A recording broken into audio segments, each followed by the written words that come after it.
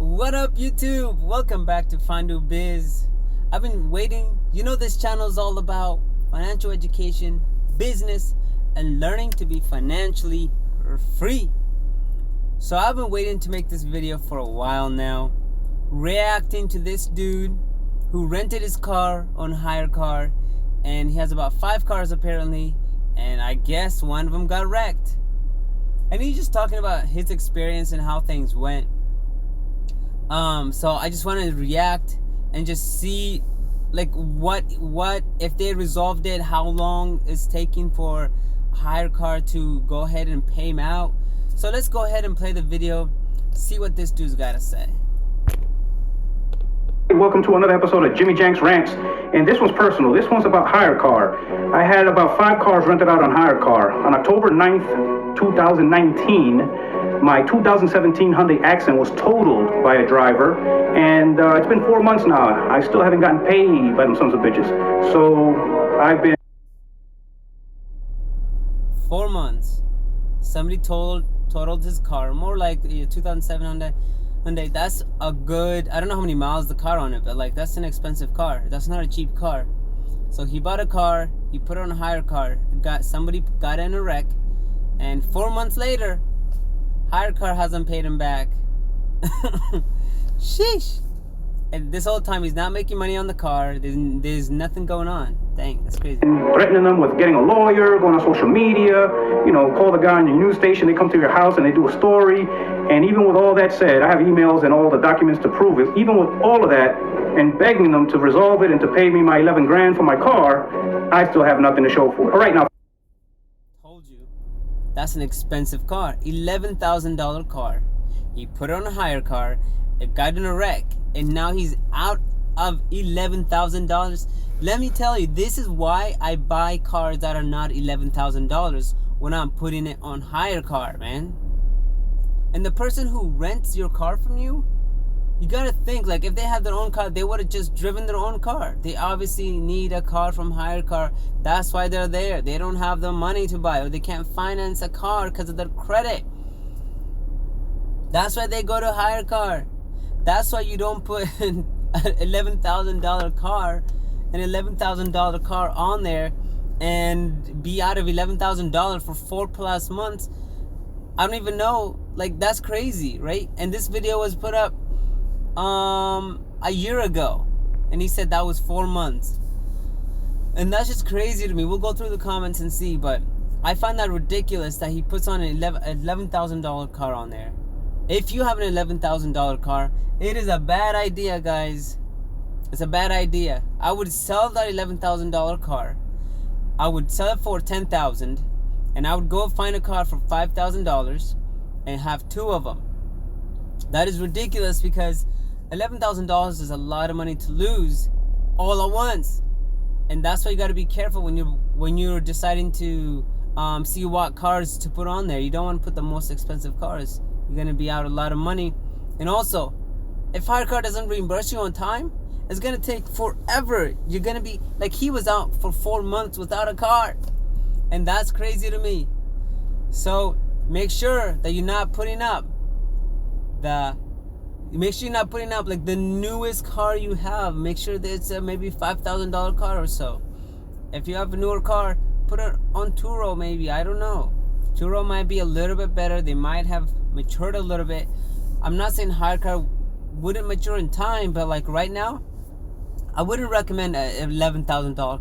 Anything over $6,000 cars, I wouldn't put it on a Hyrecar. First things first, what I want you to know is I am not talking about Turo. I'm totally satisfied with Turo. My wife and I have been renting cars on Turo for years. We've never had a problem. Okay, so Turo and Hyrecar are 2 different services. I think if you watch my channel, you know what Turo is, and you know what Hyrecar is. The difference between the two, with Turo, it's the same thing, but it's not really meant for driving for Uber, Lyft, and stuff like that. It's more for vacationing.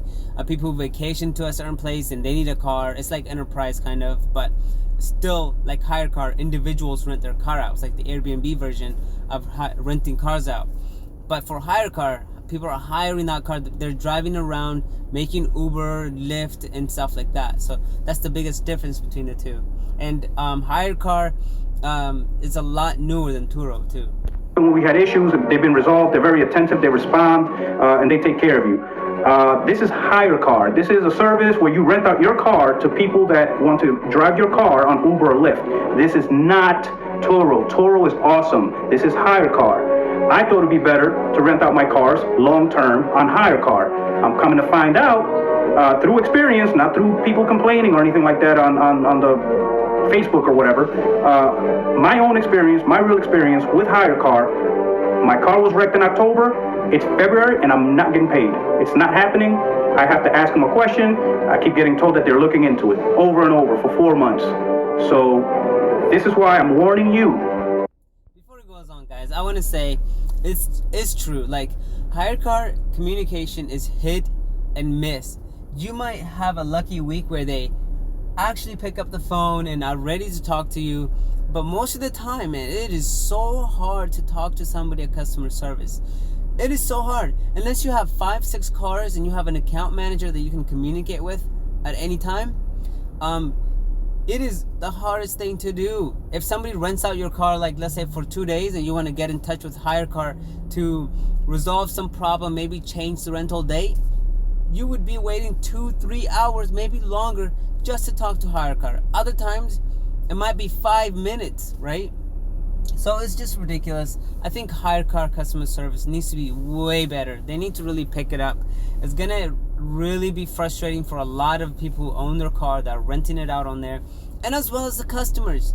So I think I noticed at Hyrecar in the quarterly earnings, I know that they talked about that they are transitioning some people into the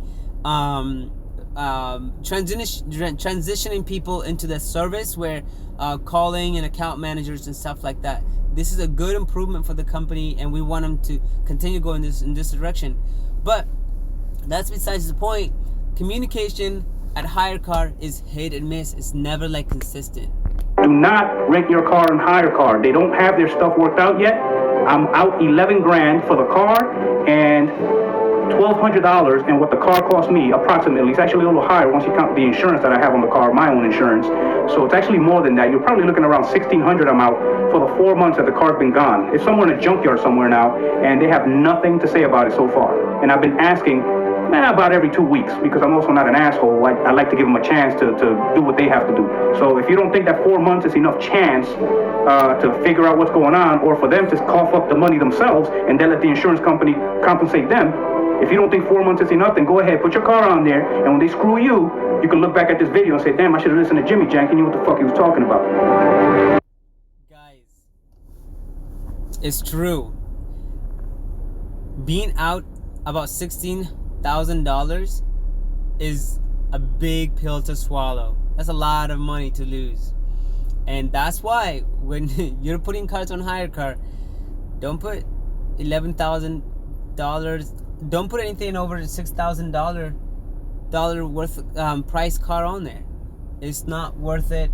You're going to lose your car. If anything, somebody's gonna wreck it. Anything can happen. So don't make the mistake like this dude right here and get your car on and put the most expensive car on Hyrecar. It's not a good idea, I promise you. So let's look at this. Thank you for let's go look and see if he has this resolved. 10 months ago, class action lawsuit happening. So yeah, people are telling him, hey, you should sue the crap out of him and all this stuff. Hyrecar's class action lawsuit waiting to happen. Yeah, so I mean, maybe there might be some kind of like class action lawsuit that might happen.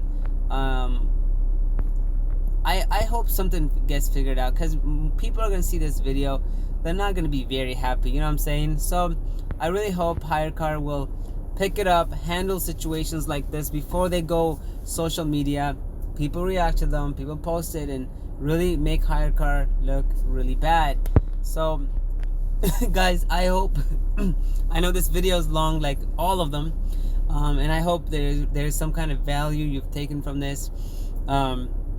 I just thought I would bring this to you. Like this dude, he actually did go through something. He actually is out $16,000, and that's crazy. So that's why like videos like these, like my channel, where I'm talking about Hyrecar and just finding ways not to lose that much money, you gotta watch my videos. You gotta make sure that you click on that bell notification. Make sure you're asking questions in the comment section and subscribing. And all this does is it pushes this kind of information to anybody else that's renting their car out on Hyrecar, and they don't have to make this same mistake and be out so much money like this dude. So I just want to say, man, Jimmy Jack, I'm sorry, man. I know you lost a lot of money there, but I hope that this gets resolved, man.